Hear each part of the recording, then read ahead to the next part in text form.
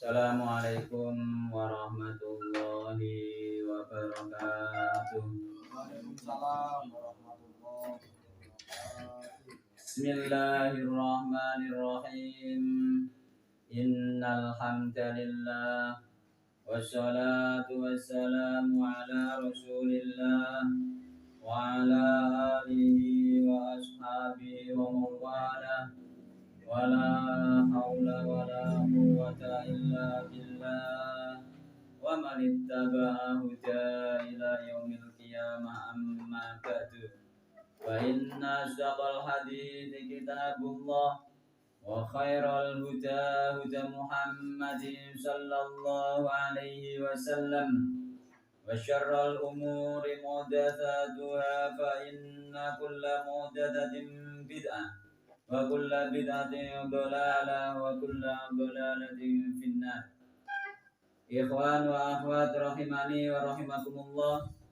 Patut kita panjatkan puji syukur kehadirat Allah Subhanahu wa taala yang mana pada sore hari ini kita dipertemukan kembali oleh Allah Subhanahu wa taala di majelis yang mulia ini dalam rangka bermajelis taklim, yang mudah-mudahan dengan bermajelis taklim ini Allah mudahkan jalan kita menuju surga Allah Subhanahu wa taala sebagaimana yang Rasulullah sallallahu alaihi wasallam pernah sabdakan, man salaka tariqan yaltamisu fi ilman sahalallahu lahu bi tariqan ilal jannah. Barang siapa menempuh jalan, di jalan tersebut dia mencari ilmu, Allah mudahkan jalan dia dengan sebab mencari ilmu tersebut jalan menuju surga Allah Subhanahu wa taala. Dan mudah-mudahan kita dikategorikan pula oleh Allah Subhanahu wa taala termasuk orang-orang yang selalu mensyukuri nikmat-nikmat Allah Subhanahu wa taala, di antaranya yaitu nikmat sehat dan waktu luang, yang banyak manusia melupakan nikmat sehat dan waktu luang tersebut sebagaimana yang Rasulullah SAW pernah gambarkan dalam sebuah hadis, nikmatani maghbunun fi ma katsirun minan nas asyatul faro. Ada dua nikmat, yang dua nikmat tersebut banyak dilupakan manusia, yaitu nikmat sehat dan waktu luang. Apalagi di antara kita ini banyak orang-orang yang sudah usianya senja, jadi usia umat Muhammad itu berkisar antara 60 sampai 70 gitu. Jadi nek Pak anu umur kita Pak ya? 60 nggih.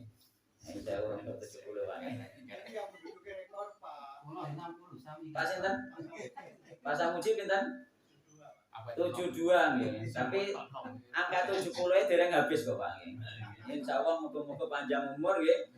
Kula ucapkan dhateng panjenengan barakallahu laka wa baraka alaika wa jama'a bainakum fi khair. Yakni semoga Allah memberkahi panjenengan dikala panjenengan mendapatkan nikmat, ya, dan semoga Allah memberkahi panjenengan dikala panjenengan mendapatkan ujian, ya.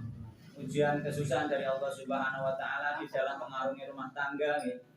Dan semoga Allah mengumpulkan kalian berdua di dalam kebaikan. Ku doa sing paling penting digawe doane wong sing lagi menikah. Jadi penting banget nih, penting banget nih. Kenane tak sampeno lebih penting daripada amplop nih. Jadi lebih penting dibanding amplop, doa paling penting nih.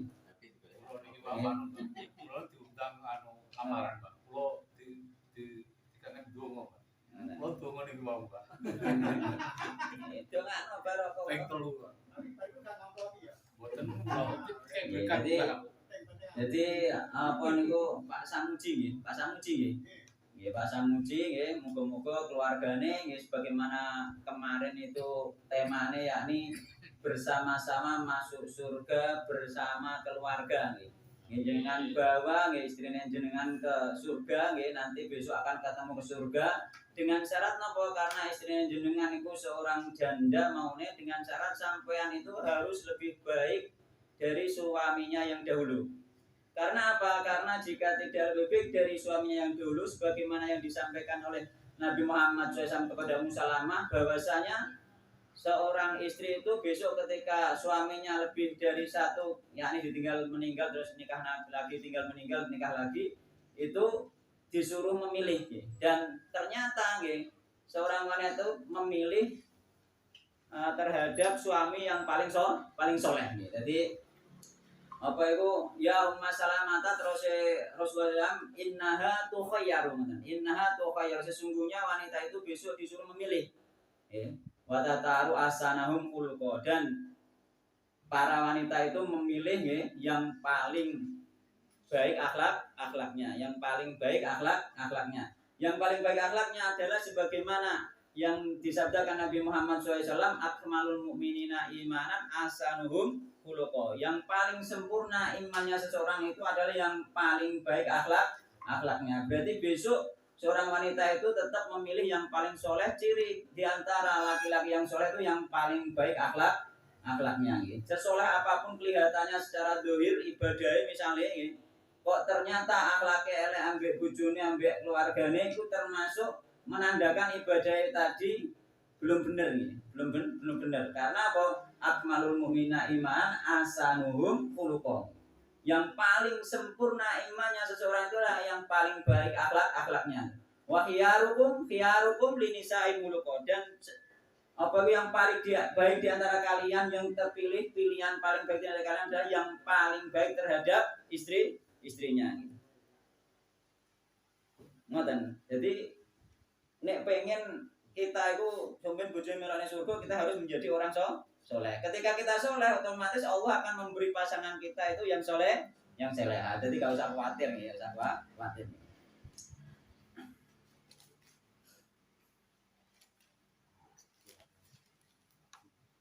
Jadi apalagi kita juga ya sekarang mau ya ono sing wis tuwa ya semoga panjang umur ya. Jadi panjang umur itu termasuk diantaranya kuncinya mungkin ya.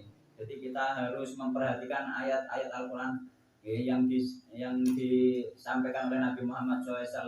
Yakni bahwasanya likulli ummatin ajal. Kita pasti nanti akan menemukan ajal. Akan batas akhir kehidupan kita di dunia akan berakhir.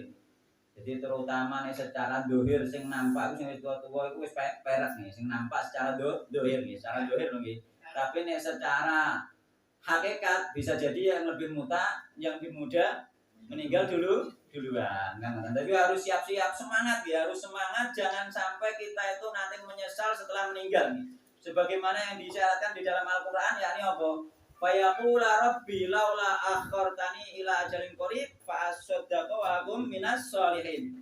Jadi somben niku wong-wong sing wis meninggal iku dene pengen diajokno nggih uripe neh iku sediluk tok nggih. Dadi ning kono fas apa iku fayaqula rabbi laula akhartani ila ajalin qarib. Ila ajalin qarib. Sing perek sikitok fa asaddaqa wa akum minas sholihin. Jadi waktu sikitok nggih, maka dia nanti akan menjadi orang-orang yang soleh akan bersedekah. Jadi mumpung kita masih hidup nggih, itu banyak-banyak bersedekah. Bukan hanya bersedekah, bermajelis taklim. Bermajelis taklim, bermajelis taklim. Apa itu beribadah, berzikir, semuanya itu harus dilakukan karena kita mumpung masih hidup, mumpung masih dikasih waktu. Di antaranya waktu luang kita masih hidup ini termasuk dikasih waktu oleh Allah Subhanahu wa taala. Cuma nanti menyesal somben sehingga kita nanti masuk dalam kategori orang ini yakni disabdakan firmankan oleh Allah wa anfiqu mimma razaqnakum min qabli ayyati adakumul mautu fa yaqula rabbi laula akhartani ila ajalin qarib fa asaddaqa wa akum minas sholihin. Nah ini pengen umure dawa piye? Pengen umure dawa banyak berdoa. Banyak berdoa dan mengamalkan amal kebaikan. Jadi sampai pengen umure dawa banyak berdoa dan mengamalkan amalan-amalan kebaikan. Sebagaimana yang disabdakan Nabi la yarudul qada illa doa. Tidak ada yang menolak takdir kecuali doa. Sampai berdoa minta panjang umur dibolehkan oleh Allah Subhanahu wa taala. Wala yazidu fil umri ilal bir. Gak ono sing iso nambah umur kecuali kebaikan. Semakin kita berbuat baik maka umur kita akan semakin panjang. Jadi panjang dari sisi durasi, bisa panjang dari sisi amalannya penuh dengan umure waktu dia hidup penuh dengan amalan soleh. Itu termasuk Imam An-Nawawi. Imam An-Nawawi itu umurnya hanya sekitar 40 lebih enggak sampai 50 tahun tapi umurnya panjang yakni umurnya panjang sampai sekarang masih dikaji ning bakalan sing dikaji juga kitab Imam An-Nawawi beliau masih mendapatkan pahala pahala dari amal jariah nulis kitab, ilmune masih berjalan. Itulah termasuk umur panjang iki. Mulane ning gone apa iku man ahabba ayyub satalahu fi rizqi wa yunsalahu fi atharihi falyasil rahimahu. Di antarane nyambung sanak keluarga, jangan sampai kita memutus keluarga nih. Nek keluargane lean andung warisan diseleki, diputus keluargane, sampai tetap harus nyambung nih. Jadi sebagai orang yang soleh itu kita harus tetap menyambung nih. Jadi man ahabba ayyub satalahu fi rizqihi. Sapa wonge sing seneng diluasno rizkine. Ya rizkine nek seneng diluasno wa yunsalahu fi atharihi dan dipanjangkan baginya atar. Atar ini masuk labet dari kehidupan. Bekas dari kehidupannya. Ini durasi panjangnya umur bisa masuk dan juga bekas kita hidup itu masih dikenang sepanjang masa, masih dicontoh oleh orang banyak, termasuk jenenge panjang umur. Jadi umur itu iso panjang secara durasi, iso panjang secara apa memang barokah ngoten nggih. Terutama sing tua-tua iki semangat ngajine kudune, semangat ngaji, semangat budal nggih. Iya engko nek wis meninggal lagi sambat-sambate wong meninggal pengen apa mau? Pengen sedekah. Karena apa? Dia ini njaluk balik mengko sediluk tok, mengko iso omong tok wis cukup. Jadi dia ketika meninggal nggih, cukup dia omong tok nggih, iku wis cukup nggih. Jadi omong apa yakni omong ketika dia ini seandainya aku dibangkitkan aku akan bersedekah. Karena apa ketika dibangkitkan itu hanya sebentar saja, minta tunda sebentar yakni iso omong. Ya iso omong kenapa nek lagi iso omong tok wis iso bersedekah karena iso berwasiat nggih. Iso berwasiat hartaku iki tak sedekahno. Cuma nek wis apa iku nek wis wong sakit iku nek wis sakit ape bersedekah iku nek wasiat itu hanya diperbolehkan sepertiga dari harta. Tapi nek isih sehat mbok sedekahno kabeh entuk. Entuk sampean hartane mbok sedekahno kabeh ketika sampean sehat ibu boleh. Contohnya sinten? Abu Bakar. Asal sampean iku iso kerja lagi dan keluargane sampean mau menerima sing sampean tanggung, ya termasuk istri dan anak-anak mau menerima, kok hartane sampean mbok sedekahno kabeh, mbok amal jareno kabeh itu boleh. Tapi ketika sampean sakit, tidak boleh. Harus hanya sepertiga sampean berwasiat ya. Hanya sepertiga ya. Jadi enggak boleh sakit mendekati kematian enggak boleh. Tapi nek bisa sehat boleh sebagaimana Abu Bakar. Tapi apa yo wong saiki kuat. Wong sak rohku sepanjang sejarah belajar ngaji ulama-ulama orang-orang soleh dahulu itu gung tau krungu liyane Abu Bakar. Hartane disedekahno kabeh iki. Nah nek ana apa iku Umar, Utsman itu enggak sampai kabeh iku nggih. Nah, terusan ulama-ulama yang dahulu belum pernah dengar di kisah-kisah kitab ketika kula belajar. Jadi perbanyak sedekah. Sedekah tatfaul bala. Dan juga sore ini kula ajeng menyinggung sedikit tentang masalah sembelihan karena kemarin ada yang menanyakan sembelihan dan ternyata banyak yang salah paham di antara masyarakat tentang sembelihan. Jadi sembelihan itu yang halal itu untuk Allah dan yang haram itu untuk selain Allah itu di antara intinya kita buka surat Al-An'am surat ke-6 ayat ke-162. Pak Suratman kalau tangkut riyen. Sampeyan aplikasi ini napa kok cepet nek nggolek. Nggih nek nggolek cepet nek kula dereng ketemu ki ambek pun ketemu. 160. Dua nih. Surat Al-An'am yang ayat yang pertama yang saya bawakan surat Al-An'am ayat 162. Sambut. Napa? A'udzu billahi minasy syaithanir rajim. Qul inna sholati wa nusuki wa mahyaya wa mamati lillahi rabbil alamin. Langsung kita terjemahkan. Katakanlah Muhammad, sesungguhnya sholatku, ibadahku, hidupku dan matiku hanyalah untuk Allah, Tuhan seluruh alam. Nah, itu lillah ya. Lillah maksudnya inna sholati, sesungguhnya sholatku, wa nusuki itu makna aslinya itu di tafsir kalau mujahid adalah kurbanku ya. kurbanku, sembelihanku. Jadi wa maya hidupku wa mati lan matiku lillahi rabbil alamin, hanya untuk Allah. Ketika sholat kita tujukan kepada selain Allah, hukumnya syirik. Contohnya sholat kita riak pamer saja, itu sudah masuk kategori syirik. Namun syirik asghar nih. Sholat termasuk doa kita tujukan kepada selain Allah nih. Karena secara bahasa sholat itu juga doa nih.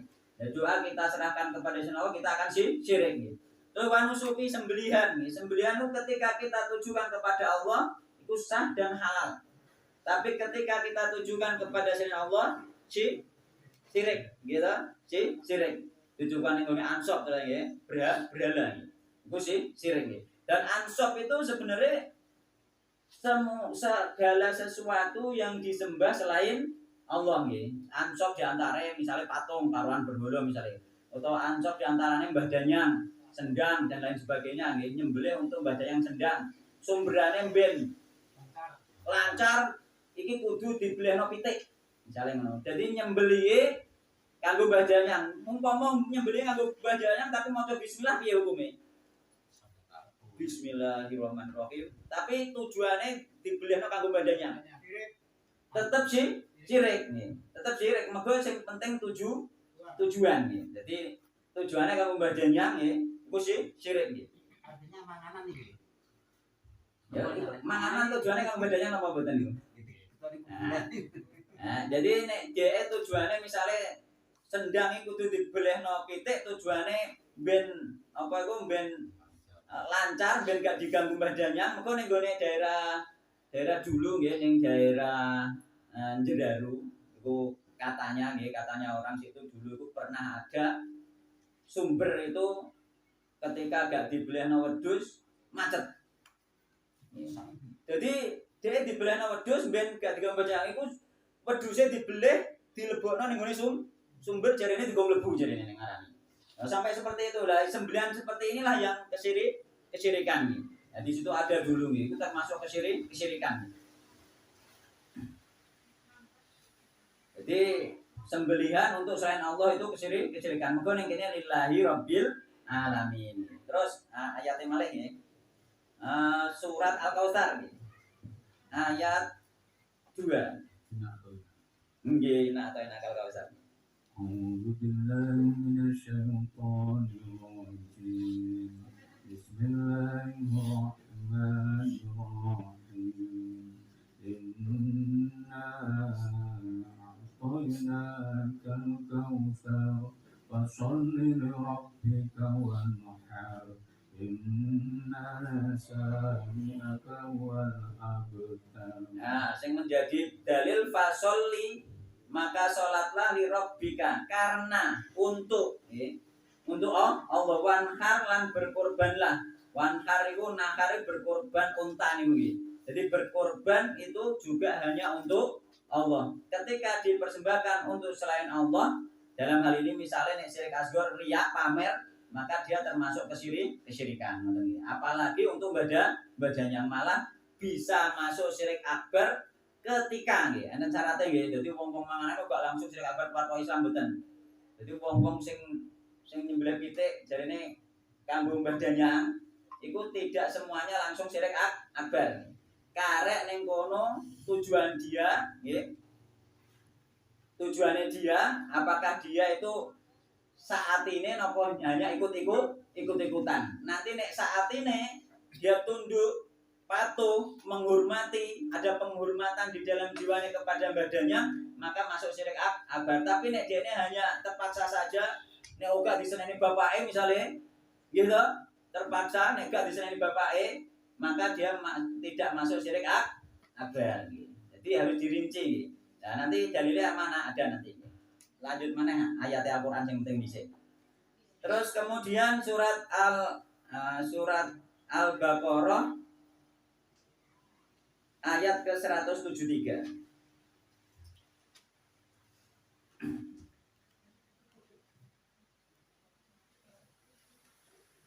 أعوذ بالله من الشيطان الرجيم إنما حرم عليكم الميتة والدم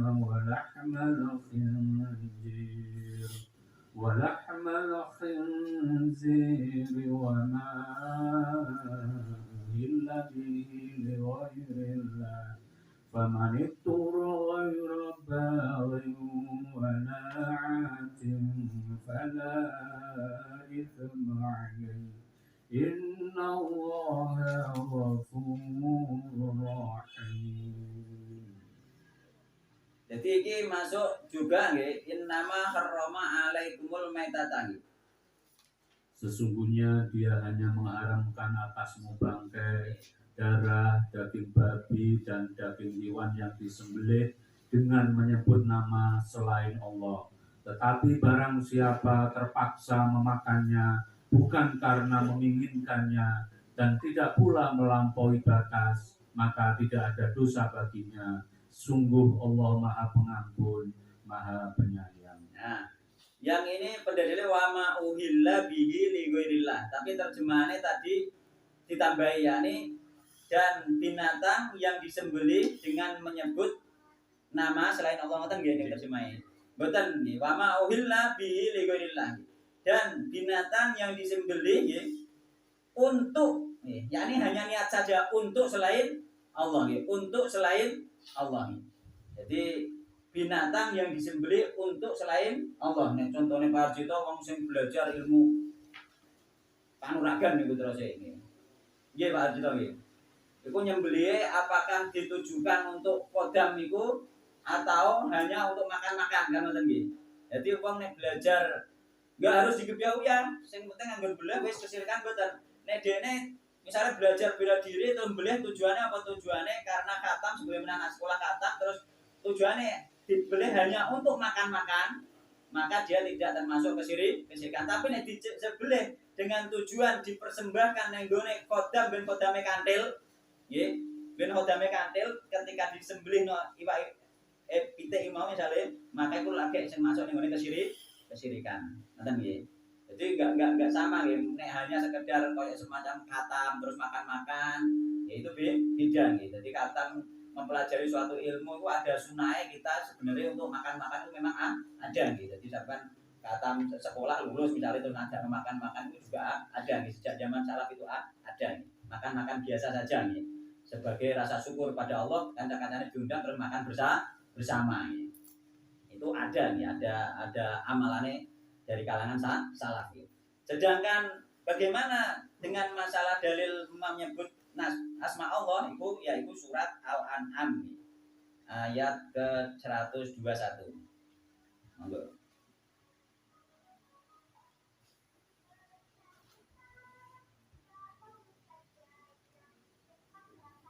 A'udzu billahi minasyaitonir rajim.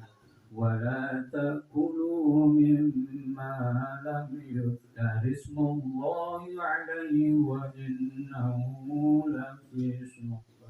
Wa inna syayatina layuhuna ila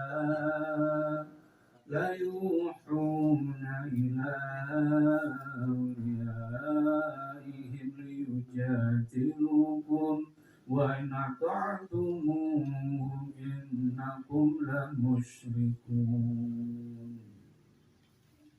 Dan janganlah kamu memakan dari apa daging hewan yang ketika disembelih tidak disebut nama Allah. Perbuatan itu benar-benar suatu kefasikan. Sesungguhnya setan-setan akan membisikkan kepada kawan-kawannya agar mereka membantah kamu. Dan jika kamu menuruti mereka, tentu kamu telah menjadi orang musyrik.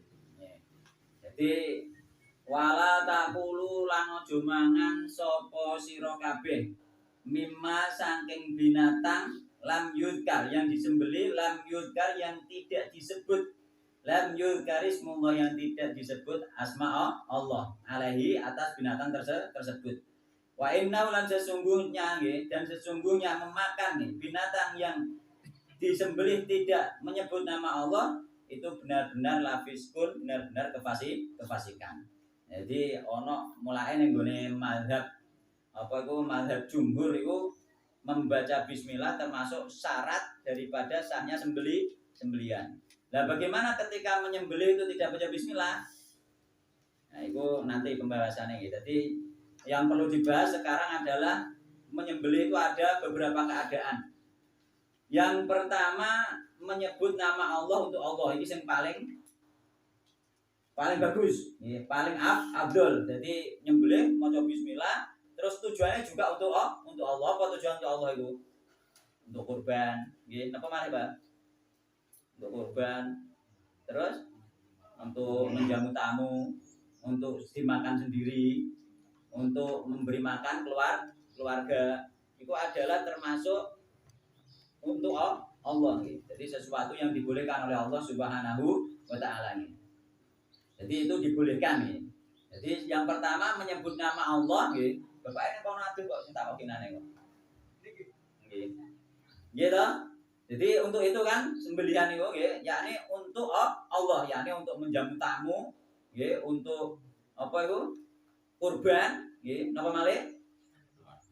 Akikah yo masuk, jan iku disyariatkan. Terus nyembelih untuk walimah yang disunahkan, dan walimah yang tidak disunahkan tapi untuk menyambut tamu, karena itu bukan masalah yang tidak disunahkannya tapi untuk menyambut tamunya, ya itu masuk kategori sesuatu yang dibolehkan. Yang kedua menyebut nama Allah untuk selain Allah, ya aku mau nyembelih kanggo badannya sendange ben milik badannya nganggo utawa nyembelih kanggo jin. Misalnya ono kesurupan. Contohnya ya kesurupan utawa edan bentuk gak mari-mari terus jine takoke njaluk apa le ben ki gelem metu. Aku kudu gobleh pitik mulus teh misalnya ngono. Lah sampean beli iku berarti beli untuk jin. Iki hukume musyrik ambil apa? Pitike haram meskipun sing beli Mbak Mudin ngono. Meskipun sing beli maca bismillah, tapi nek dibeleh kanggo jin, jine memang jaluk syarat nggih. Aku gelem metu nek boleh pitik mulus misalnya ngono. Maka itu termasuk kesirikannya membeleh bukan untuk Allah, untuk jin sing iku mau ben mari. Di antarane iku ana iku pawang ula nggih. Pawang ula iku duwe kodam. Yo kodam iku dene anggere ana wong cokot ula kan dicecep. Terus tapi ternyata dene iku aku kenal bukan kenalan akrab, kenal. Dulu dene iku nek nyembono wong ku njaluk opah pitik siji. Momo gak ngerti ternyata ketika ditakoki cerita pitik siji ku kudune angger ban nyecep langsung dipangan pitik ku dirintekno. Nek dirintekno dhek gak keracunan, ngoten. Perkara apa? Jalukane kok kodam. Nah, itu termasuk sembelihan untuk jin kok kodam. Itu haram dimakan, dia makan barang haram. Nah, ketika dia wis mangan pitik sitok emang dipangan dirintekno dhek gak keracunan. Nah, dhek njaluk pitik sitok nek pas nambah wong njaluk pitik sitok. Suwe-suwe njaluk pitik njaluk wedhus suwe-suwe dene, njaluk wedhus. Tapi mangane pitik dhewe jangan golek bathi ya, golek opah lho. Golek opah suwe njaluk wedhus. Bareng wis terkenal tamune akeh pernah njaluk sapi. Bareng njaluk sapi sing ternyata sing ditambani mati. Dene wis duwe sawah akeh, hartane akeh. Nggih bareng sing ditambani mati Mas ditambani wong sugih dituntut nang pengadilan dhewe. Kok nek dendo dhewe malah entek sawahi. Malah iku dukun pawang ula nggih, kula roh tiange niku nggih. Tesih ngantos saiki tesih nggih tiange niku. Tapi juga tesih mau kula juga mboten ngertos kula nggih. Mari nggih mboten tangga kula. Ya dadi iku termasuk dhewe memberi persembahan untuk jin nggih. Iku sembelihan meskipun dhewe mau mbelih bismillahirrahmanirrahim, tapi nek tujuane kanggo jin maka syirik dan sembelihannya haram dimakan kan ngoten. Terus ana iku nyembelih dengan menyebut nama Allah nggih. Menyembelih dengan menyebut nama selain Allah untuk Allah. Meskipun untuk Allah, yakni misalnya tinggu aslinya tinggu kurban misalnya, tapi dia nyembelih muni bismillahi Syekh Abdul Qadir misalnya ngono. Dilanjutno nopo bismillah bismi Syekh Abdul Qadir atau bismi sapa ulama-ulama tokoh sing hebat itu berarti dia menyebutnya selain Allah nggih.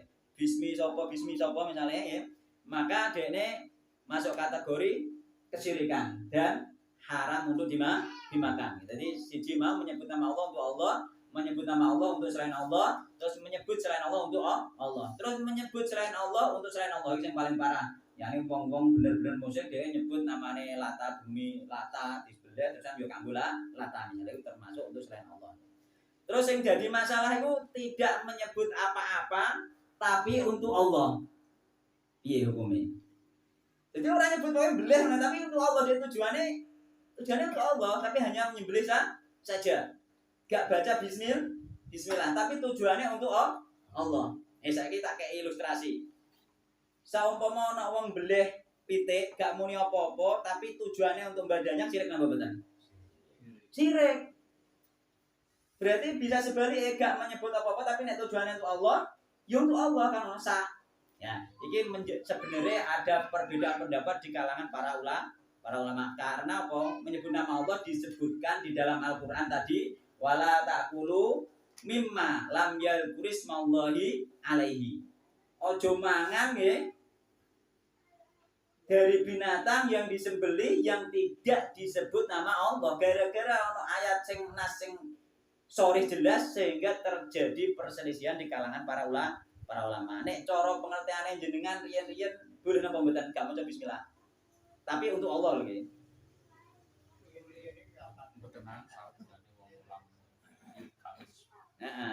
Jadi umumnya memang tidak boleh nih, tapi ternyata ada beberapa pendapat di kalangan para ulama. Jadi tidak menyebut apa-apa untuk Allah. Ini diperselisihkan. Tapi nek tidak menyebut nama apa untuk selain Allah jelas sih sirik nggih. Nah. Jadi ini diperselisihkan, yakni diperselisihkan oleh para ulama. Di antaranya terbagi menjadi 3 kelompok. 3 kelompok jenengan mbok pasing ning ndi kinane mbok. Tapi engko mbok males ning ndi ya mbok kan ngono nggih. Maka terjadi 3 kelompok ulama salaf. Nggih mulai sahabat sampai tabi'in sampai tabi'in. Ada 3 kelompok pendapat di dalam hal ini. Jadi yang pertama ya. Yang pertama tidak sah tanpa baca bismillah. Baik sengaja maupun tidak. Ini penting nggih. Engko sampean milih ndi terserah. Jadi nyembelih yuk nek gak maca bismillah maka tidak sah. Baik gak macane iku sengaja maupun tidak sengaja. Dan ini riwayat dari Ibnu Umar ya, riwayat dari Ibnu Umar dan yang lainnya masih banyak itu ada di tafsir Ibnu Katsir ada Terusan salah satu riwayat dari Imam Malik dan Imam Ahmad bin Hambal. Salah satu riwayat yang menyebutkan Imam Malik dan Imam Ahmad bin Hambal juga mengatakan haram menyembelih tanpa baca bismillah meskipun untuk Allah. Sebagian jalan yakni suatu riwayat dari Imam Malik, Imam Ahmad bin Hambal dan juga Daud Ad-Dhuhri. Jadi Daud Ad-Dhuhri jelas dia sesuai dhuhir ayat. Daud Ad-Dhuhri selalu dia sesuai dhuhir ayat sebagaimana Ibnu Hazm sesuai dhuhir ayat. Nah, iki lan kok ana perbedaane kenapa? Kenapa genane kan wis tak mulai awal-awal kayak gini. Awal-awal kayak tak mulai apa kayak la yusolliyanna ahadul asyra illa fi Bani Quraidah. Ngoten nggih awal-awal kayak. Jadi ojo salat salat ajine sira kabeh aja salat asar kejaba sampai Bani Quraidah. Nas lafate gak oleh salat asar kejaba ning Bani Quraidah. Tapi sahabat Nabi nek salat asar saurunge ke Bani Quraidah lan ngoten winginane. Dan keduanya tidak disalahkan oleh Nabi Muhammad sallallahu alaihi wasallam. Ikilah pentingnya fikih. Mulane sampean kok gak boleh saling menyalahkan kok nek wis ketemu. Ono sing maknai secara dohir nas nggih, kaya dene Imam Daud Ad-Dhuhri dan juga Imam Ibnu Hazm diantarane ono sing maknai secara gak dohir nas ya nanti nggih. Jadi piye kok hukume gak maca bismillah. Jadi yang mengharamkan pertama yakni coba mau Ibnu Umar, Ibnu Umar termasuk riwayat dari Imam Malik, Imam Ahmad bin Hambal juga ada satu riwayat nggih. Mengko riwayatane membolehkan nggih. Ada satu riwayat nggih dan Daud Ad-Dhuhri itu melarang. Kita dono sing melarang. Terus kemudian yang mensunahkan baca bismillah. Baca bismillah iku sunnah. Oh gak wajib. Sing penting tujuannya kanggo Allah. Baca bismillah gak wajib, hanya sunnah saja.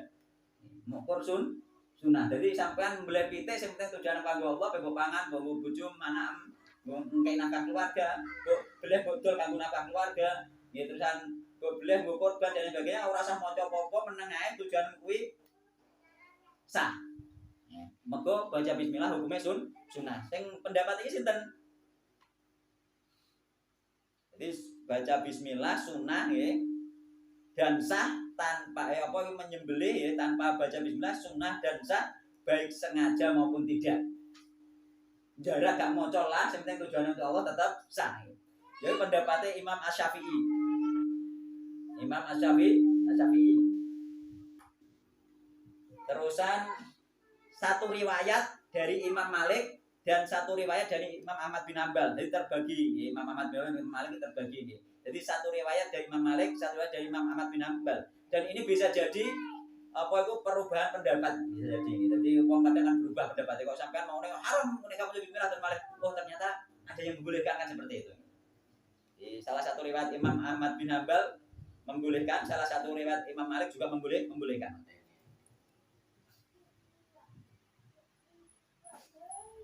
Dan juga ini pendapat ini diambil dari Ibnu Abbas dan Abu Hurairah. Ono ngantek sahabat. Ya, ono ngantek sahabat. Itu hukumnya sunnah. Itu pendapat. Yang pendapat ketiga nih.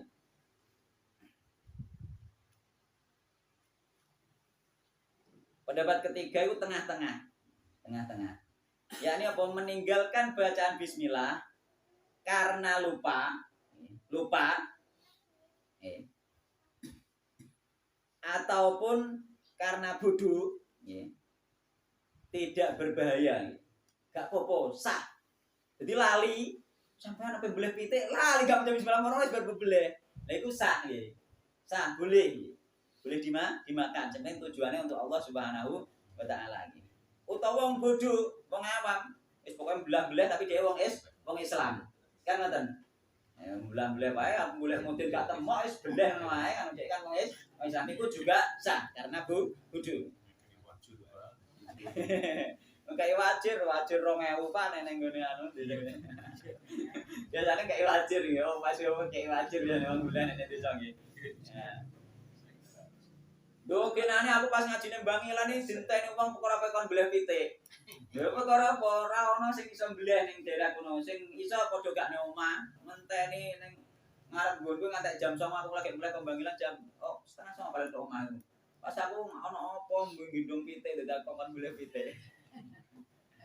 Aslinya asal wong Islam mbleh dhewe nek sing penting sesuai syarat penyembelihan, sing penting terputus nggih, syarat sembelihan terputus nggih, yakni jalan makanan, jalan napas itu terputus nggih, maka sah ngoten. Pokoke bleh sah. Ora bismillah lah sah iki ya, ana pendapat ora bismillah lah sah. Dan iki sing aman sapa? Sing ketiga nggih napa mau? Meninggalkan baca bismillah karena lupa tidak apa-apa nggih. Tapi apabila dengan sengaja jarak gak maca padahal eling nggih, maka tidak sah. Pendapat ini sing terkenal ning kalangan mazhab Imam Malik be Imam Ahmad bin Hanbal.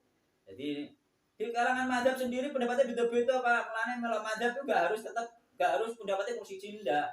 Di kalangan mazhab itu pendapatnya beda-beda. Mulane kita itu bermadzhab misalnya mazhab Syafi'i. Yo kok nek kira-kira pendapatnya Imam Syafi'i kok ana pendapat ane sing luwih cocok mbek dalil, yo kita memilih sing luwih cocok mbek dalil ngoten lho. Boyongan. Mboten boyongan, sing cocok mawon, sing lebih cocok dengan dalil itu yang kita ikuti. Sing ternyata ada kejanggalan di dalam pendalilan ya kita tinggalkan kan ngono, sehingga kita gak fanatik kelompok, gak fanatik madzhab, gak fanatik apa itu organisasi misalnya. Organisasi pun ngono, ternyata ini organisasiku kok gak cocok beda dalil iki yo. Ya sing gak cocok memang sampean tinggal no seperti itu. Engko dadine gak fanatik meskipun di dalam organisasi maupun di dalam kelompok bermadzhab atau kelompok bermajelis taklim. Kok ternyata yang tak sampaikan ono Ustadz Lian menyampaikan lebih tepat dengan Al-Qur'an dan Sunnah, maka yang tidak lebih tepat mau ditinggalkan seperti itu ngoten. Berarti masuk mazhab itu relatif. Oke. Jadi tidak harus paten. Enggak. Apa adanya mazhab itu? Enggak. Nek harus paten dia berarti menganggap mazhab itu maksum sebagaimana Rasulullah Shallallahu Alaihi Wasallam. Maka bisa jadi secara hakikat dia mengangkat seseorang menjadi seolah-olah menjadi nabi. Malah diberikan. Iya Pak, ini kan memang kita semakin ngajinya banyak, Yeah. semakin tambah Wawasan. Terus karena beberapa mazhab itu seringkali khilaf dengan dawuhnya Rasulullah gitu. yeah. Apakah dikembalikan pada Quran hadis? Ketika tadi kan saya pernah mengaji, ketika tidak membaca bismillah ya hukumnya memang dulu memang makot sama misalnya dulu. Sekarang kita mendengarkan tanpa bismillah pun hukumnya sunnah. Yeah. Jadi karena ada salah satu hadis itu hukumnya wajib lah, ngerti nih? Yeah. Iya. Itu kan pendapat Yeah. imam lah ya. Yeah. Ketika ada hadis memang dawuhnya Rasulullah, Yeah. mana yang perlu dipakai? Lah, maka yang lebih cocok dengan hadis ini nanti belum sampai kesimpulan. Karena tadi ini hanya uraian dulu, nanti pendalilannya ada sendiri-sendiri. Ya, dilanjut dulu ya. Jadi yang membolehkan ketika gak baca bismillah, yang ketiga yakni karena lupa, nek lupa gak apa-apa. Lali, sampai lali bingung piye gitu kepitik eneh ya ngono. Ora baca bismillah ki mang Bu ngono. Piye gitu kepitik mana nek gak ilmu itu kepitik mana dibuat kan ngoten iki. Nah, mungkin ya. Karena lupa nek karena lupa maka masih boleh dimakan dan sah. Yang penting tujuannya untuk Allah. Pendapat ini ya, terkenal di kalangan mazhab Imam Malik dan mazhab Imam Ahmad. Terus kemudian juga Imam Abu Hanifah.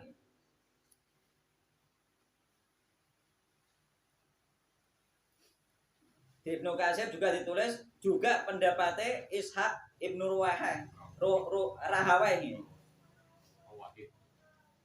Terus pendapat ini bersumber dari Ali Ibnu Abbas, Sa'id Ibnul Musayyab, Tawus tabi ini, Al Hasan Al Basri dan lain banyak sekali. Termasuk Syekh Ibnu Bas, Syekh bin Bas, itu juga memilih pendapat ini. Yani nek lupa gak apa-apa. Dalile apa dalile? Dalile lupa gak apa-apa karena apa? Karena innallaha wada'a an ummati al khoto'a wa nisyana wa mastukrihu ali. Jadi Allah itu meletakkan hukum dari umat ini yakni al khoto' kesalahan atau bodoh. Bodoh diletakkan nanti bodoh nyembelih gak maca bismillah gak apa-apa. Wa nisyan lali. Ana dalile hadis lali. Meskipun ning gone ayat Al-Qur'an wong kudu nyembelih maca bismillah, tapi ternyata nek lali disepuro lewat hadis Nabi Muhammad sallallahu alaihi wasallam. Jadi meskipun ayat Al-Qur'an tapi disepuro lewat hadis Nabi Muhammad sallallahu alaihi wasallam. Ini dijelaskan hadis Nabi Muhammad yakni apa? Innallaha wada'a an ummati al-khoto'a wan nisyana. Terus wa mastukrihu alaihi. Apa mastukrihu alaihi? Dipaksa. Contohnya sampean dipaksa karo wong tuane kayak kudu mbleh pitik melok manganan. Itu kan dipaksa. Maka tidak masuk kategori sampai syirik akbar, tapi sembelihane tetap tidak sah, haram dimakan, tapi orangnya gak sampai syirik akbar karena terpaksa. Tadi itu tanyakan Mas itu langsung aja. Argumentasinya apa pendapat yang kedua tadi? Sing sunah toh? Nggih. Lah ini dereng. Jadi argumentasi pendapat yang pertama Jadi argumentasi pendapat yang pertama adalah jelas ayat Al-Qur'an 121. Terusan sing kedua sing sunah argumentasinya sing sunah di antarane Imam Syafi'i Di antarane Imam Syafi'i itu berargumentasi dengan hadis yakni riwayat Ibunda Aisyah, hadis riwayat Al-Bukhari. Jadi anna qoman qaulin Nabi sallallahu alaihi wasallam. Inna qauman yatuna bil lahmi la nadri adukirasmullahi alaihi amla. Faqala sammu alaihi antum waquluhu. Qalat wa kanu hadithi adin bil kufri. Jadi ada seorang kaum mengatakan kepada Nabi Muhammad SAW, kita kedatangan orang yang membawa daging dan kita tidak tahu apakah daging tadi disebut nama Allah atau tidak. Kan ngoten. Terus kemudian Nabi bersabda, sammu, bacalah bismillah alaihi antum wa quluhu. Kamu bacalah bismillah dan makanlah. Wis cek dipacono bismillah sik ora ke wis maca bismillah makan. Kan ngoten nggih. Jadi kok ada kemungkinan dibaca bismillah ketika nyembelih, ada kemungkinan tidak. Berarti Nabi membolehkan jika seandainya ada kemungkinan tidak. Ini dalile madzhab Imam Syafi'i. Terus qolat kemudian berkata Ibunda Aisyah wa kanu hadithi adin bil kufri. Dan orang-orang yang membawa makanan sembelihan itu adalah orang-orang yang baru masuk Islam. Sehingga kemungkinan besar tidak baca bismillah seperti itu. Sehingga ini dijadikan di antara dalil. Terus dalil yang kedua, surat Al-Maidah ayat 5. Yakni apa? Wa ta'amul ladzina utul kitaba khillul lakum. Wa ta'amul ladzina utul kitaba khillul lakum. Dan makanan yakni sembelihan orang-orang yang diberi Alkitab, yakni Nasrani dan Yahudi, khillul lakum, halal untuk kalian. Dan Imam Syafi'i dan kawan-kawan sing mengatakan sunnah mengatakan ahli kitab tidak mungkin baca bismillah. Seperti itu, tidak mungkin baca bismillah, tapi dihalalkan di dalam Al-Qur'an. Ini menunjukkan bahwa ayat yang wala taqulu mimma lam yuzkarismullahi ini hukumnya menyebut nama Allah itu sunnah, seperti itu mereka. Tadi ayat berapa? Al-Maidah ayat berapa? Ayat 5.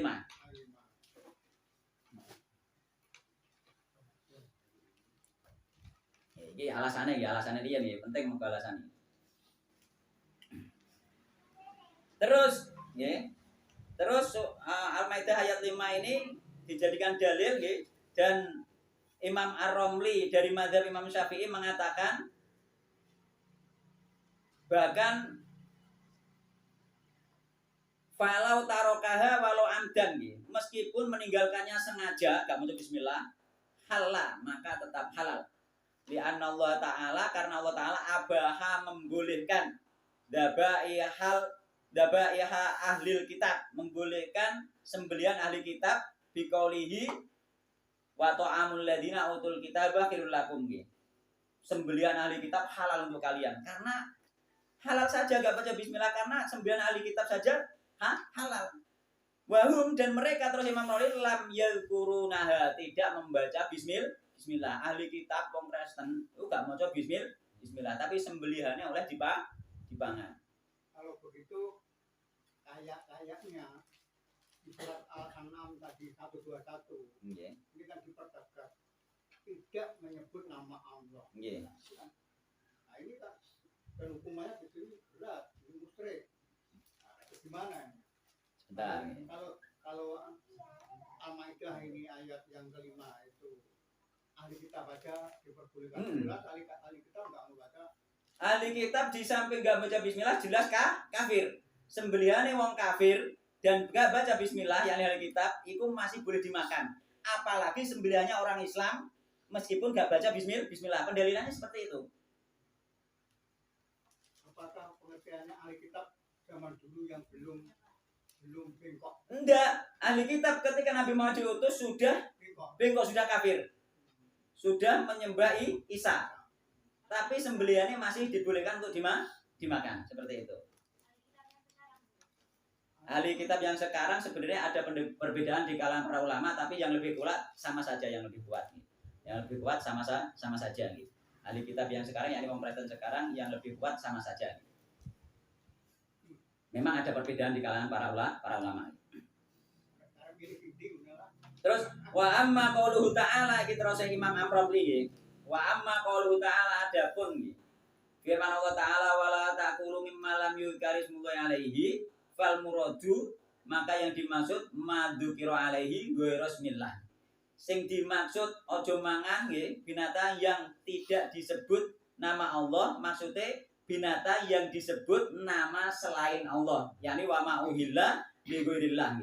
yakni madzubiha lil asnam, yakni sesuatu yang dibeli untuk berhala, untuk ansab. Bidalili qouli ta'ala wa ma uhilla li ghairillah. Dalile dipalingno ning gone wa ma uhilla li ghairillah. Apa-apa binatang yang disembelih untuk selain Allah. Ketika disebut nama selain Allah, maka itulah yang haram. Seperti itu, mereka berpendapat seperti itu.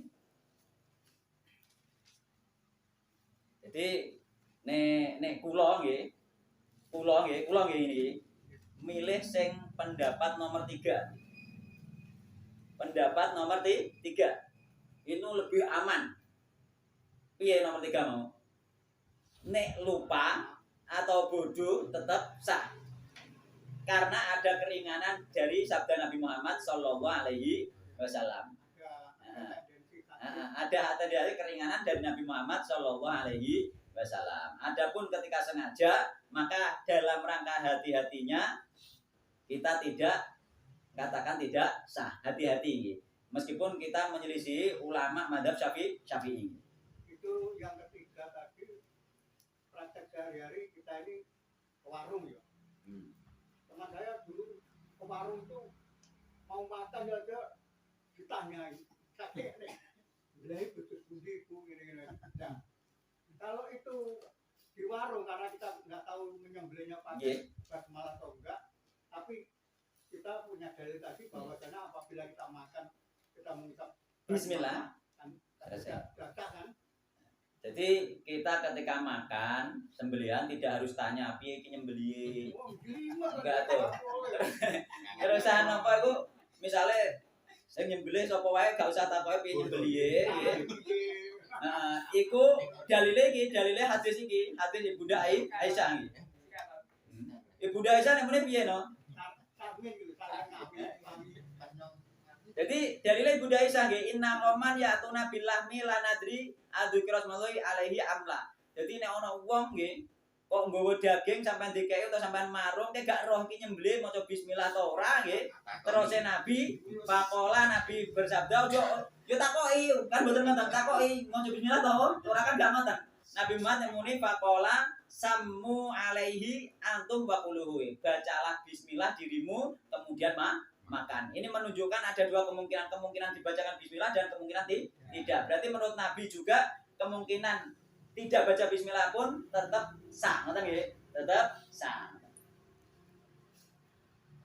Ustaz, ini ya kemarin kalau nggak salah saya tangkap teman kami nggak masuk pertanyaannya. Nggih. Pertanyaannya adalah kalau nggak salah pada waktu ada seseorang mengadakan selamatan itu untuk orang meninggal dari tujuan 40, 100 ribu dan sebagainya, dia menyembelih hewan, itu kambing, entah itu ayam. Yang ditanyakan Pak ini kok. Iya, nah itu kan ditanyakan, Mas, kalau kita selamatan seperti itu atau dikirimi hasil selamatan itu ada lauk pauk dari ikan ayam, daging lah ya. Daging itu boleh dimakan atau tidak? Nah, itu. Gitu Mas Yono.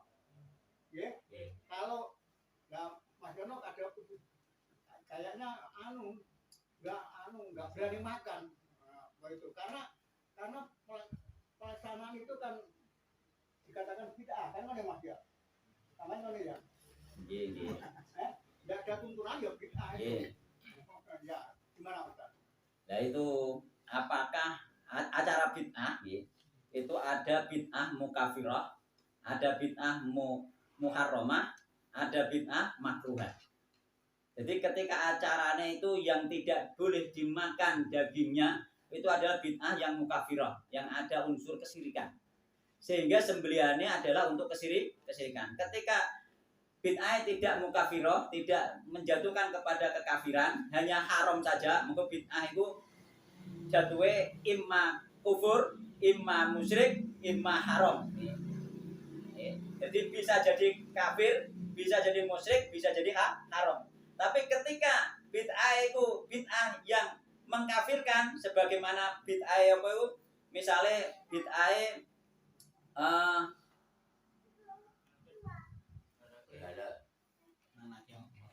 Pak Sewu. Nah. Karena kita ini Saya urung-urung ini. Sampai catat mawon ingat mungkin di tanah kayaknya. Jadi bid'ah misalnya kaya ning kene misalnya manganan, nggih. Contohnya manganan mawon, iku kok terlalu apa jenenge terlalu banyak kontroversi dan terlalu ya iku kan contoh berikutnya nggih. Contohnya misalnya manganan sendange ben lancar, bahkan di situ ada doa-doane, nyembelih juga baca bismillah kan ngoten nggih. Maka itu termasuk bid'ah mukafirah, bid'ah yang mengkafirkan. Adapun pelakunya belum tentu kafir. Kayak gimana penjelasannya? Kenapa belum tentu kafir? Karena ono sing saatine, ono sing mboten harus dirinci. Nek sampean pokoknya sing penting teko nang kono karena aku bid'ah mukafirah, sing teko mesti kafir, akeh wong kafir, Pak. Tapi dirinci apakah saat ini atau tidak. Dalilnya apa? Dalilnya hadis Nabi Muhammad SAW tentang lalat. Jangan nanti pireng hadis tentang lalat. Nanti nggih, korban lalat nggih. Jadi ada seorang laki-laki nggih, dua orang laki-laki melewati suatu tempat persembahan, semacam pedanyangan atau sendang sing didanyangno, misalnya tauhid sing didanyangno. Akhirnya dipaksa nek pengen lewat kudu berkorban, kudu nyembelih, membunuhnya nyawa. Akhirnya aku gak ndek apa-apa, aku ya wis gak apa-apa korban laler lah. Akhirnya menangkap lalat dibunuh. Terus Nabi Muhammad di situ disebutkan nggih, dia masuk neraka karena lalat. Lafat masuk neraka karena lalat itu menunjukkan masuk nerakanya karena syirik asghar, gak sampai syirik akbar. Karena apa? Seandainya syirik akbar, dia masuk neraka karena kafir, bukan karena lalat. Seperti itu para ulama mengatakan. Terus yang satunya lagi tidak mau nyembelih, akhirnya dibunuh kan. Nah, ketika orang menyembelih gak saat ini, dia tujuannya yang penting ben selamat, aku ben gak diseneni bapak. Gitu. Misalnya orang masyarakat ben gak diacuhkan tonggo piye ngene iki urung wani misalnya, hanya itu menunjukkan lemah iman, ngoten nggih. Menunjukkan lemah iman. Nek imane tinggi ora usah melok, gak apa-apa diacuhkan tonggo kan ngoten nggih. Bagi yang lemah iman, maka dia tidak sampai kepada syirik akbar, namun dia syirik asghar. Jadi wong-wong sing melok manganan kanggo danyang lho maksudnya. Manganan tak kayak tambahin kanggo danyang nggih, nyembelih ya kanggo danyang, nek dia gak saat ini hanya takut dikucilkan masyarakat dan hanya takut orang tua misalkan, maka jatuh kepada syirik asghar. Lafaz-lafaz hanya jatuh kepada syirik asghar jangan anggap remeh. Karena syirik asghar itu lebih besar dosanya daripada dosa besar seperti itu. Itu sudah luar biasa kan ngoten nggih maksudnya nggih. Tapi nek sembelihan untuk hari kematian itu untuk tamu, bukan untuk yang mati, yakni persembahan untuk yang mati kan mboten. Untuk tamu. Untuk tamu, kecuali jika ada nggih di kalangan nek Ustaz kula riyen bilang nek tenggen kula rata-rata sembelihan untuk kematian itu untuk tamu, untuk dimakan, bahkan dibagikan ke tetangga. Tapi Ustaz kula ngarani di tempat lain mungkin ada. Nggih, sing tujuannya memang disembelih untuk mbabuyute. Ada dalam rangka misalnya dalam rangka nyelameti, tapi tujuannya memang di situ memang mungkin ada kemungkinan ada. Jika memang ada, maka inilah yang diharamkan. Dan juga ada lagi misalnya sembelihan untuk walimah gitu. Walimah itu nanggap orkes misalnya. Orkes kan haram, Pak. Sama saja bid'ah sing haram misalnya. Orkes juga haram.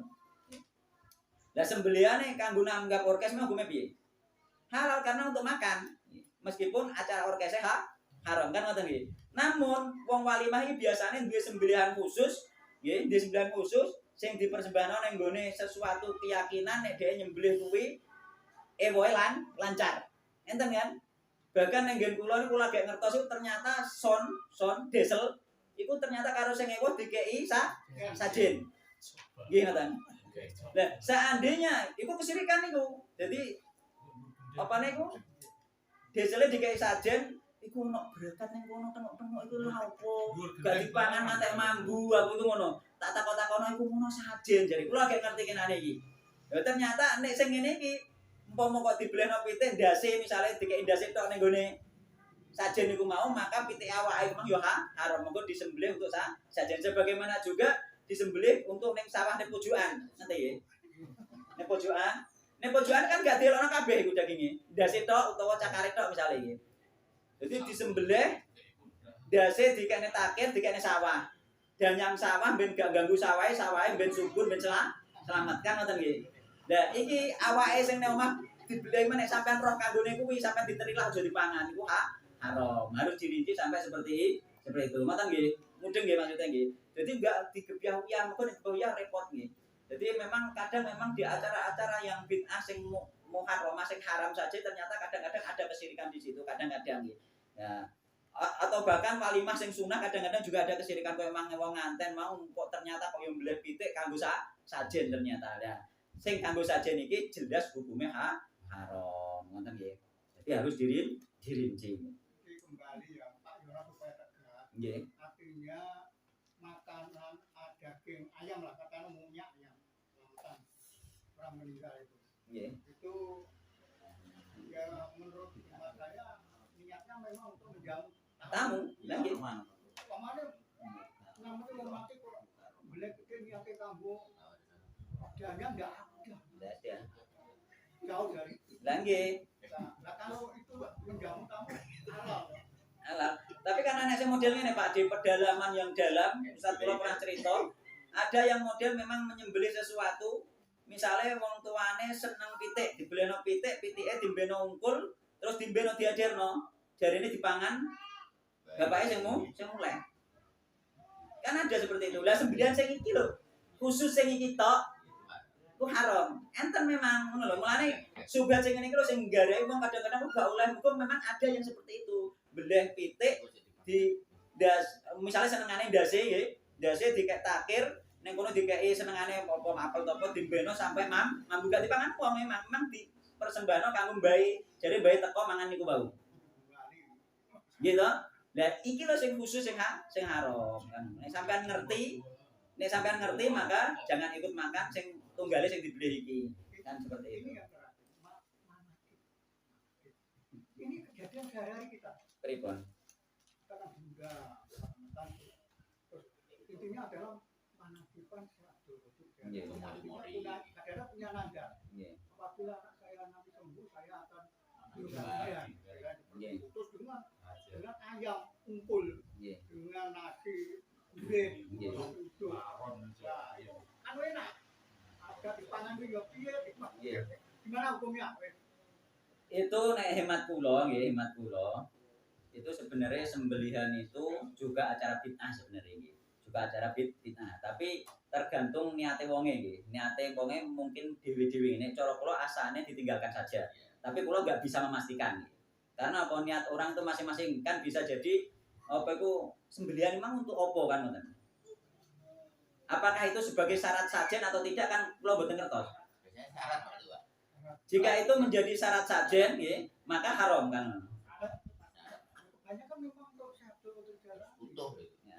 Seandainya untuk syarat sajen maka itu haram. Jangan pun ngertos jawabannya ki ambak seandainya itu sajen ngoten nggih.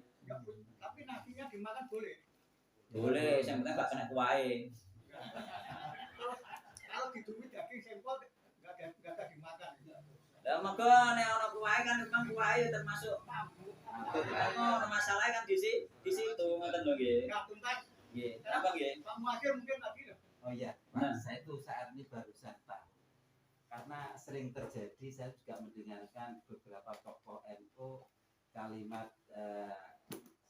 dolalah, termasuk bid'ah dolalah, wa kullu bid'atin Enak nggih. Semua bid'ah adalah dolalah. Nggih. Karena kalau baru ini mendengarkan panjenengan sebagai ustaz, ada bid'ah muka firoh atau mukaromah, kemudian apa lagi? Terus saya sering sama orang itu kan ada yang hasanah akhirnya, makanya ketika kita semua bid'ah kita dulu kepahamannya ya lah karena semua sudah punya landasan pas dengan pengajian kafah itu dawai Allah Rasul ya. Kalau semua bid'ah itu dolalah karena wabulu dolalatin fina, semua bid'ah adalah dolalah. Karena ini ada dari mana ya ada bid'ah seperti itu. Dasarnya para ulama memang membagi seperti itu nggih. Meskipun makruha nggih, makruh itu juga tidak dihukumi mukafirah. Mulane bid'ah ana sing mukafirah. Contohnya kan sudah ada di dalam nyata. Apakah termasuk kategori bid'ah hasanah? Kalau hasanah enggak ada memang. Enggak ada. kecuali di dalam hal bid'ah hasanah itu ada di dalam hal keduniaan. Karena sesuatu yang baru di dalam hal dunia dibolehkan, sebagaimana mic tadi, HP, dan lain sebagainya. Adapun dalam ajaran agama Islam maka tidak ada bid'ah hasanah. Terus ini tiga. Ada makro tadi loh. Makruh ada. Bid'ah makro. Ya, memang dibagi oleh para ulama makruh, diantaranya sampean diantaranya yang diterangkan itu sampean jabat tangan setelah sholat. Maka hukumnya makruh.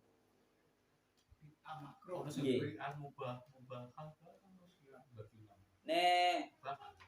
Nek mubahah kula mboten nate pireng ya. Mubahah nanti hasanah juga niku enggak masuk mboten enten karena semuanya dolalah gitu. Makruh itu masuk kategori makruh. Nanti makruh itu sing jenenge makruh itu sesuatu yang subhat, sesuatu yang mengarah kepada keharuman. Namun tingkat keharumannya lebih rendah seperti itu nggih. Mulane kenapa kula bid'atin dolalah sesat karena apa? Semuanya masih dalam kategori keharuman. Haram sing jelas mbek makruh itu haram sing tingkat rendah nggih. Haram tingkat rendah. Jadi sehingga haram mulanya semuanya dola. Cuma nilai dolalahnya, nilai sasarnya sesuai amalan masing-masing. Ono sing sasare hanya haram saja dia berdosa. Ono sing sasare sampai kepada syirik kecil sehingga dia lebih besar dari dosa besar. Ono sing sasare sampai keluar dari Islam. Ngoten nggih. Jadi tetap dolalah. Tetap ini ada 3 kriteria tadi. Ada 3 itu ketika sesuai dengan dawuhnya Rasulullah semua dolalah semua bid'ah kan dolalah itu dolalah semua. Ini dasar ini ambil dari mana ini yang muka dari praktek di lapangan para ulama yang menentukan. Yang menentukan makro itu loh pakai dasar hukumnya apa? Iya itu. Hadisnya apa? Wallahu alam kula mboten ngertos. Wallahu alam. Tapi itu memang pembahasan nanti insyaallah kula buka lagi ning gone apa itu karangan Imam Satibi ada. Ketika kita menghadapkan mereka berarti kalau ada bid'ah walaupun kita tidak punya landasan bid'ah hasanah berarti kita harus fleksibel. Memang bid'ah dengan kita pengajian sunnah juga ada bid'ah makruh bid'ah karomah. Kan makruh itu masuknya makruh tahrim, Pak. Tetap hukumnya haram dikerjakan. Seperti itu. Nggih, cuma kan tingkatannya rendah seperti itu loh. Kenapa dibagi? Karena sesuai amalan-amalan nggih. Nek ketika amalannya sampai mengkafirkan maka mukafirah seperti itu. Ketika amalannya harame tingkatnya melawan sunnah, benar-benar melawan secara nyata sunnah maka muharramah, benar-benar haram seperti itu. Tapi ketika ada subhat gak terlalu detail melawane, yakni jadi makruh koyo jabat tangan setelah sholat karena ada kemungkinan memang kita sebelum sholat tidak ketemu. Sehingga setelah sholat jabatan. Kenapa makruh tidak disukai?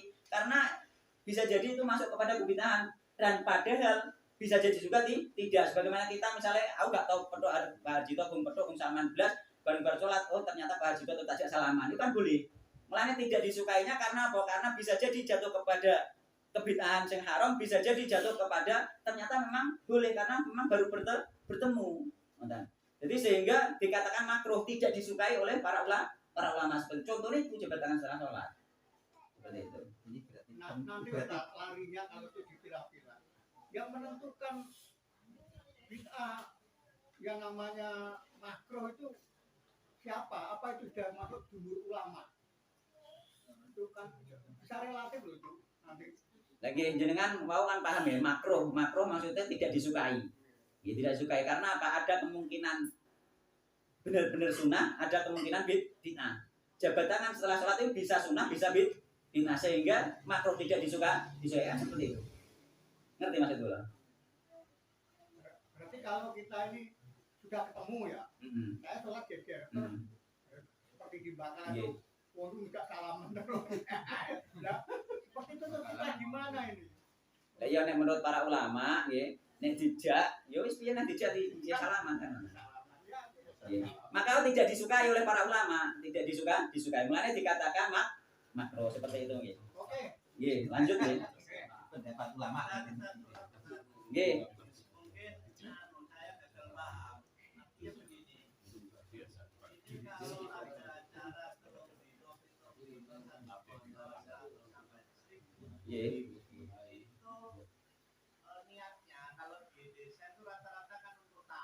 Nggih. menjamu tamu. Nggih. Selama ini Pak, saya ini ragu-ragu, saya kuat. Kalau yang membuat acara itu punya anak yatim, Nggih. artinya kalau sampai kita itu memakan harta bendanya, Anak yatim. itu kan tidak boleh. Nggih. Mohon penjelasan yang pertama. Nggih. Yang kedua mundur tadi ke belakang. Tadi kalau nggak salah, kalau sedekah infak jariah, Nggih. kalau masih hidup sebanyak-banyaknya atau mungkin semuanya. Nggih. Tapi kalau sudah sakit itu sepertiga. Ya sakit menjelang meninggal. Sakit. Ya ini wis sakit parah karena itu sudah wasiat namanya. Nah, sekarang sering diumumkan di masjid-masjid jariah itu orang sudah meninggal. Kita. Ini bagaimana itu? Ini adalah jariah almarhum ini sekian ratus ribu sekian Untuk masjid. juta. Itu bagaimana? Ustaz? Ada dua pertanyaan itu nyampe enggak? Yang pertama apa tadi? Itu acara 3 hari Ini sudah. bulu marame ra sedek kepoco iki. Iya. Nggih betul napa? Acara sing pertama kula sepenge. Nah, masalah harta anak yatim. Nah, ketika waris belum dibagi, maka makanan yang disuguhkan seandainya diambil dari harta warisan, maka dianggap makanan harta anak yatim seperti itu nggih. Itu hanya don prasangka kita saja. Ya, karena belum detail, belum jelas sesuatu nek belum detail, belum nyata-nyata mengambil harta anak yatim, maka masuke waladzi khalaqalakum ma fil ardi jami'a hukum asalih halal. Makanan hukum asalih halal gitu. Sehingga tidak usah memperhatikan seperti itu karena apa? Karena biasane iku sing dienggo makan-makan iku harta dari kirimannya tetangga. Yakni kirim beras dan lain sebagainya itu dienggo makan-makanan itu. Makanya sunai Nabi mengirimi makanan yang mateng kan, tapi neng kene prakteknya mengirimi makanan yang mentah bahan baku itu sebenarnya sudah tidak ada masalah gitu. Seandainya sampean makan tetap sah karena itu bukan masuk kategori harta anak yatim. Kecuali nek sampean tahu persis jelas, misalnya memang saudaranya sampean misalnya dan memang diambilkan harta termasuk peninggalan milik anak yatim maka sampai tidak ikut makan. Tapi nek gak jelas maka kembali ke hukum asal hukumnya halal. Yang kedua apa? Pak Sam. Tepat Pak yang kedua. Oh amal gitu. Amal jariah. Kalau masih hidup boleh banyak-banyak, tapi kalau sudah sakit serius itu sepertiga. Iya. Tapi ini sudah mati, tak? Orangnya sudah meninggal. Iya. Kemudian yang tidak tahu itu apa namanya wasiat apa tidak tahu, tapi diumumkan di masjid ini jariah almarhumah ini sebanyak sekian. Iya. Itu gimana, Pak? Lah itu nek sing beramal jariah itu anake, nggih. Anake itu tetap pahalanya sampai kepada orang tua. Karena amalan anak nyampe kepada orang tua itu yang pertama. Nggih.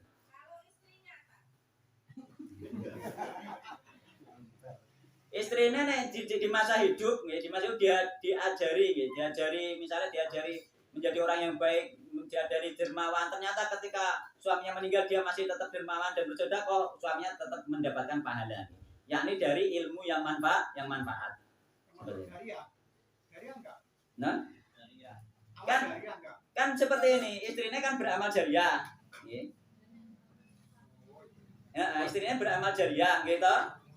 Istrinya beramal jariah dan ini dari efek pendidikan dari suami misalkan. Suaminya dapat, nih. Sebagaimana ustadz pun dapat seperti itu. Nih.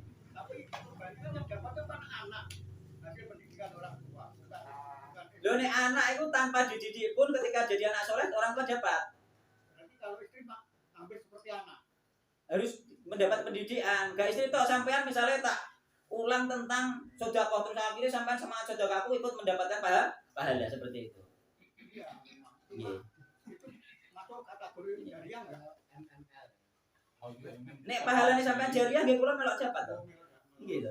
Sampean misalnya tak kei semangat untuk membangun masjid. Ternyata sampean gara-gara motivasi kula, sampean semangat bangun masjid. Sampean kan dapat pahala jari dia. Pahala sampean kula juga dapat tidak mengurangi pahalane jenengan kan ngoten nggih. Gitu. Dan pertanyaan Pak Sam itu ada begini. Bagaimana? Begini. Jadi orang tua yang sudah meninggal Nggih. itu masih punya harapan mendapatkan kiriman pahala. Nggih. Kalau di dalam hadis disebutkan sedekah. Nggih. Dan yang kedua menghajikan orang tua yang belum haji. Itu jelas Bukhari Muslim ada. Jadi kalau tadi Pak Sam orangnya sudah mati, istrinya atau anaknya kirim uang ke masjid, pahalanya dikirimkan kepada orang tua yang meninggal. Kalau menurut kamu itu nggak boleh. Nggih boleh, cuma begini Pak jadinya. Secara hukum asal sebenarnya untuk anak itu tidak usah mengirimkan sudah sampai. Hukum asalnya ngoten nggih. Jadi sampean dua anaknya sudah kono masjid, anaknya amal jariah, otomatis sampean langsung dapat seluruh amal anak. Ya, tanpa dikirimkan pun sebenarnya sudah dapat. Jadi hukum asalnya dapat. Mulanya oleh para ulama tetap mengatakan sampai karena memang dari asal sudah dapat seperti itu. Kalau Istri sama saja nih motivasinya tadi. Karena motivasinya Pak. Terus apa enggak? Nggih. Kalau kaitan dengan Quran apa hadis kalau nggak salah. Nggih. Gimana? Amaluhu illa min salasin nggih. Terus. Jadi apa itu? Idza mata ibnu adama in qata amaluhu illa min salasin ngoten nggih. Sedaqatin jariyatin. Sedaqatin jariyatin. Sampai sedekah jariyah mesti mengalir terus ketika masih dimanfaatkan di dunia ini. Au ilmin yuntafau bihi. Ilmu yang bermanfaat. Ilmu yang bermanfaat ya ini ngaji sampean bar ngaji mbok ulangno bojone mbok kandhakno apa mboten ulangno sampean kandhakno anake sampean kandhakno wong liya oh pahalane sedekah itu ngene pahalane ternyata mereka memakai nggih maka terus memakai dari sampean lagi memakai lagi sampean dapat terus pahala itu kan ngoten nggih iku ilmu sing manfaat nggih awaladin sholihin yad'u lahu nggih kenapa ono yad'u lahu sifat saja sifat anak soleh itu mendoakan orang tua. Jadi awaladin solihin atau anak soleh itu sebenarnya koma ya atau anak soleh. Jadi anak asal soleh orang tua langsung dapat. Ngerti nih? Anak asal beramal soleh, beramal yang diterima oleh Allah sebagai amal soleh, maka orang tua otomatis langsung dapat. Cuma ya dumulawi sifatnya anak soleh itu pasti mendoakan orang tua seperti itu. Ngerti? Saya sampai pertanyaan apa nih? Itu kaitannya dengan yang pertama tadi loh. Jadi orang itu kalau itu zamatan orang itu kalau ing kota amal. Nggih. Tiga. Nggih. Terus yang pertama kan apa itu ing kota amal ilam min salatin nggih sedekah jariah sudah jelas nggih. Terus au ilmin yuntafau bi. Yakni sampean nasihati bojone kon lunga kon amal jariah ternyata dilakoni setelah sampean meninggal. Sampai terdapat apa? Ilmu yang manfaat. Terus awaladin solihin anak soleh sampean, anak sampean beramal apapun itu sampean langsung dapat. Terus kaitannya kalian itu orang kan sudah meninggalkan Nggih. putus amalnya. Nggih, putus. Kemudian ada anaknya. Nggih. Jariah di atas namakan orang tuanya. Nggih. Itu gimana Bang? Dikaitkan dengan tadi dengan ilam salatin tadi. Ya, itu masuk kategori anak soleh. Anak soleh yang beramal jariah. Masuk kategori anak soleh. Anak soleh itu pengen wong tuane untuk amal sehingga dia beramal jariah. Itu masuknya dengan anak soleh nih. Anake sing amal jariah berarti masuknya anak soleh. Tapi nek sing bojone sing amal jariah kok karena nasihat atau pituture bojone sing meninggal maka masuk kategori ilmu manfaat. Nah, apa bojone dhewe ora karena petutur dari suaminya misalnya, karena maunya istrinya sendiri gimana? Wallahu ta'ala alam bukan sakit jawab. Tapi yang jelas kesolehan seorang wanita itu biasanya mengikuti kesolehan suami sehingga insya Allah masuk juga ilmu yang manfaat baik ilmu tadi berupa ilmu secara langsung nuturi nasihati atau secara apa itu ya perbuatan ya apa ya lisanul hal Pak lisanul hal.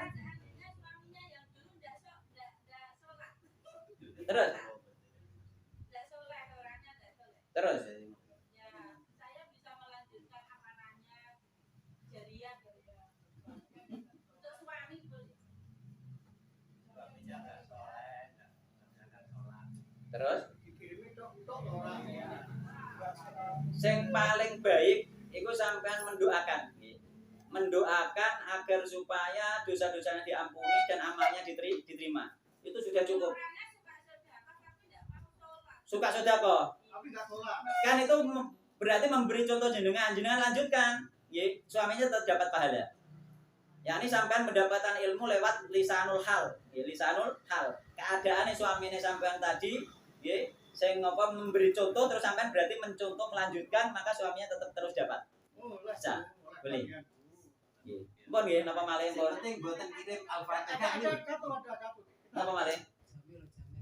Gak apa-apa iki guru-guru marome ra sido ra apa-apa. Nggih. Lho, wingi jarene Pak sapa? Pak sinten niki sapa boleh? Pak sinten? Ini ya. Nggih. Pak Yanto. Terus Pak Yanto wingi jamil ternyata durasinya lagi sak jam pas wingi. Ternyata niki kan kok aneh kan. Kan garai wektune dawa kan. Nggih, iku jamil kula ngasih jam ya wis dalu sakjane wong kula ngasih jam. Tapi ternyata durasi rekamannya itu baru 1 jam ternyata. Tadi malam. Nggih. Sampai jam setengah 8 nggak apa. Ada pertanyaan kita. Karena mulai ini kan memang sudah lebih nggih. Terus wonten pertanyaan apa malih? Menawi saged kula jawab. Nek mboten kula PR minggu depan.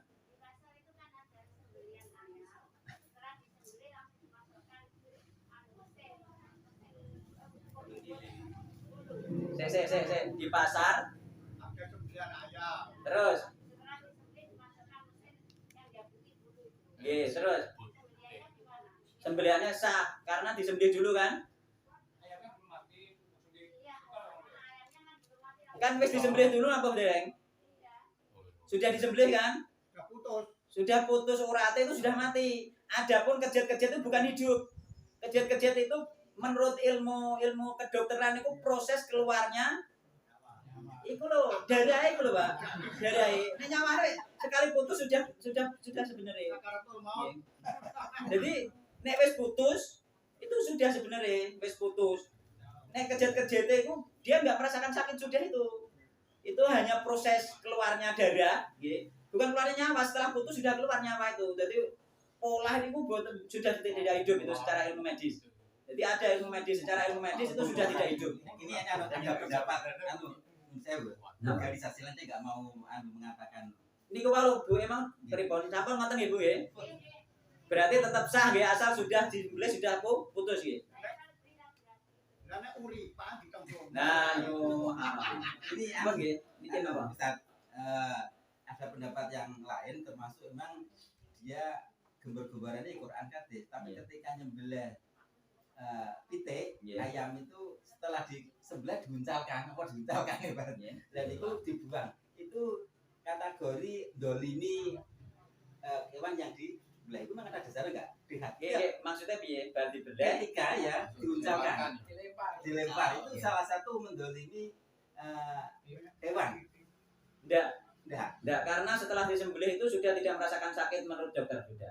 Jadi tidak menyakiti. Ya saya enggak karena mereka pun juga punya landasan hadisnya ada. Nggih, hadisnya kita tidak boleh menyakiti hewan sembelihan. Ya makanya ketika kita muncalnya ayam itu kategori mendolimi dosa kan. Tidak, karena itu dia salah paham. Artinya secara ilmu medis ketika sudah disembelih itu sudah enggak ada rasa sakit. Hilang rasanya. Asal urat putus itu rasa sakit sudah hilang. Sehingga tidak mendolimi lagi. Jadi itu hanya salah paham pikirannya nek muncalno itu mendolimi. Nek isih urip, mbok muncalno ora mbok beleh, iku mendolimi. Atau belum putus ya, mbok muncalno iku mendolimi. Tapi nek wis putus tidak, karena sudah tidak sakit itu.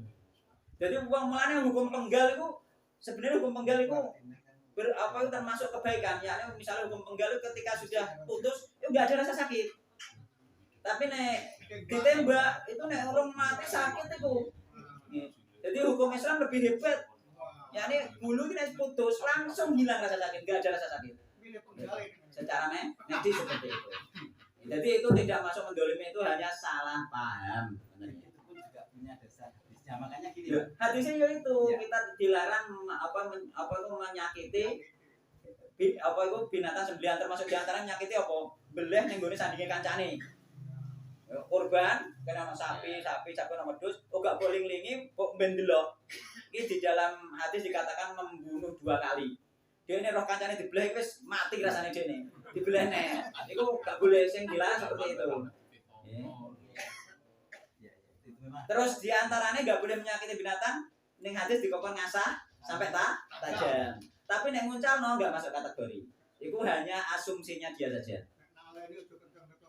Iya, hanya asumsinya saja. Makanya ya terus saya Bapak dan Ibu, saya kalau sering bertanya itu sangat penasaran. Dulu saya sering ibaratnya menjadi dai lah. Antara lain Singgahan, Bangilan, Senori, Buruan, dan Jatirogo. Saya sering gembor-gembor lah, katanya. Karena merasa dituakan, merasa dikiyain lah. Sehingga saat ini saya banyak mereka-mereka yang saya rekrut kemudian ngaji semua, satu pun belum ada yang masuk. Jangankan kalau mereka anak saya pun masih setengah-setengah. Satu ikut pengajian saya, yang satunya sehingga saya banyak pertanyaan saya mungkin dari Bapak Ibu kok banyak pertanyaan. Oh, betul apa-apa.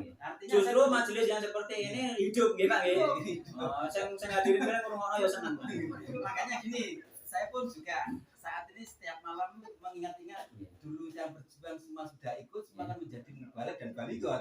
Ketika saya tinggal satu pun belum, memang Allah belum beri daya seperti kita lah. Ketika saya ngaji di tengah-tengah sunnah itu banyak kejanggalan. Gini kejanggalan saya. Ngaji Quran hadis 49 lebih dari cukup. Kenapa harus perbandingan dari beberapa imam? Kadang saya kan punya gitu loh. Sedangkan imam 4 itu khilaf semua. Mungkin dari internal kita sering ada salah satu pintu itu dihukumi kalau ketika ada khilaf dikembalikan pada Quran dan hadis. Sedangkan imam 4 itu kan semua khilaf semua, enggak cocok semua lah.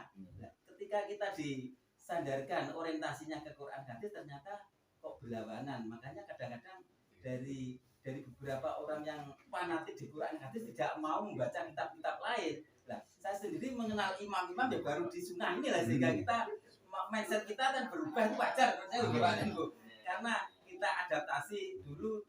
Najis itu ya najis kan ada manusia itu kotoran manusia dan yang diharamkan. Tapi ketika kita ngaji di sini kan seperti tai cecak dan sebagainya, najisnya kan adaptasi semua. Jadi saran kula ngeten nggih. Hadis Nabi ku khairukum fil jahiliyati khairukum fil Islam idza faquhu. Jadi orang-orang pilihan, sebaik-baik orang pilihan. Khairukum fil jahiliyati, orang pilihan di ketika jahiliyah itu khairukum fil Islam. Dia akan menjadi pilihan di dalam Islam idza faquhu, nalikane dia itu paham agama tenanan. Mulane saran kula bagi yang dari kelompok-kelompok yang ternyata bertobat itu belajar yang sungguh-sungguh, terus belajar saja. Terus belajar saja sehingga nanti ketika sampean benar-benar berilmu maka termasuk menjadi orang yang pilihan di sisi Allah Subhanahu wa taala. Makanya khairukum fil jahiliyati khairukum fil Islam idza faquhu. Sebaik-baik kalian di zaman jahiliyah tokoh, insyaallah di zaman sunnah pun akan menjadi tokoh, dianggap tokoh oleh Allah Subhanahu wa taala. Nggih sampun-sampun mawon nggih, cukup nggih Allah taala alam. Subhanallah. Nggih, monggo mboten apa-apa. Tadi menyambung masalah sedekah kita untuk orang yang meninggal cuma diumumkan tapi belum ada yang dijawab. Apa maksudnya? Diumumkan ini alat sedekah untuk yang meninggal tapi Pak untuk dengan diumumkan tapi seperti apa? Ya seharusnya nggak mboten diumumkan ben ikhlas mboten lihat. Dan nanti masalah riya atau tidaknya kembali kepada orangnya masing-masing. Seharusnya tidak usah diumumkan. Kalau tidak diumumkan bisa masuk ya. Ya ngoten mawon niku. Ngoten mawon nggih. Dadi engko akhire kakean pengumuman gak nang Jumatan biasane ngoten. Ngoten mawon nggih. Nggih, nek jenengan misale sedekah amal jariah ning masjid ora usah dikongkon ngumumno ngoten mawon nggih. Iku mungkin lebih ikhlas nggih. Wallahu taala alam, subhanaka Allahumma bihamdika asyhadu an la ilaha illa anta astaghfiruka wa atubu ilaik. Wassalamualaikum warahmatullahi wabarakatuh.